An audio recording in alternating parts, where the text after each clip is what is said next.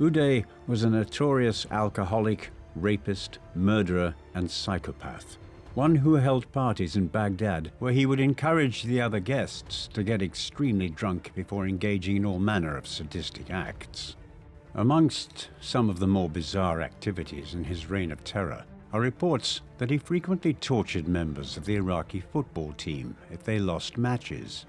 By the mid-1990s, his behavior had become so erratic, often showing up to parties in Baghdad wielding and using firearms, that close family members felt threatened enough to defect to nearby Jordan for fear of their lives.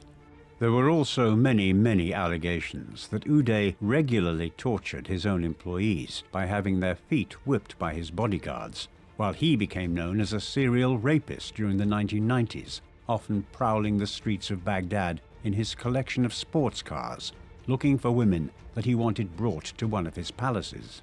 A failed assassination attempt left him partially disabled in one leg in late 1996, a development which did nothing to temper his most excessive behavior. There is evidence that Saddam was fully aware of his eldest son's egregious actions as late as the late 1980s, but he did very little to regulate his conduct. As a result, Uday visited horrors on the people of Baghdad in the 1990s and early 2000s. Perhaps one of the least well-known but most curious points concerning Saddam was his written output in the early 2000s.